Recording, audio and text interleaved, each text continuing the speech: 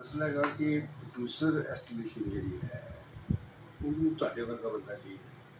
We want ਇਮਾਨਦਾਰ ਬੰਦਾ। ਮੈਂ ਨਹੀਂ ਕਹਿ ਰਿਹਾ, ਲੇਕਿਨ 15 ਸਾਲ ਤੋਂ ਸਾਨੂੰ ਪਤਾ ਹੀ ਨਹੀਂ ਕਿ ਕੀ ਹੋ ਰਿਹਾ। ਆਪਸ ਹੀ ਗੱਲ ਕਰਾ ਕੇ ਕਰ ਲੈਂਦੇ ਤੇ ਹੁਣ ਇਹ ਕੌਨਫੀਡੈਂਟ ਰਹਿਣਾ ਹੈ ਕਿ ਅਸੀਂ we will go till the last breathe.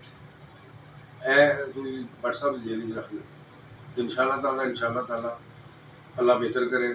Pakistan film industry आती बेहतर करेगा।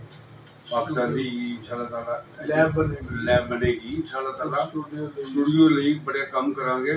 कोशिश करांगे कि साडा सिनेमा भी होवे।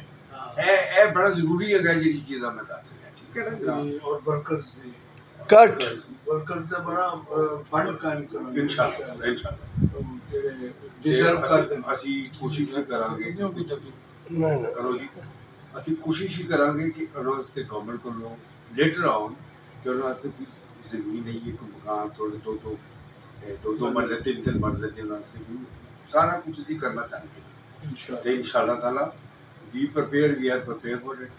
ਤੇ ਤੁਹਾਡੀ ਸਰਪ੍ਰਸਤੀ 'ਚ ਸੋਇਲ WhatsApp ਦੀ ਤੇ ਵੀ ਵਾਂਟ ਕਿ ਇਹ ਬਹੁਤ ਅੱਛਾ ਹੋਣਾ ਚਾਹੀਦਾ ਹੈ।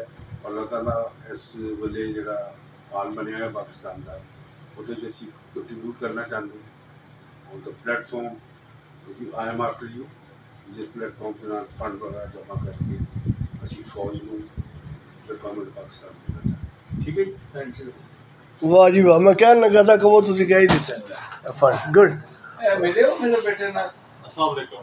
और ये जो माशाल्लाह और यार क्या है वाह जी वाह माशाल्लाह माशाल्लाह। ठीक है आप बिल्कुल ठीक है।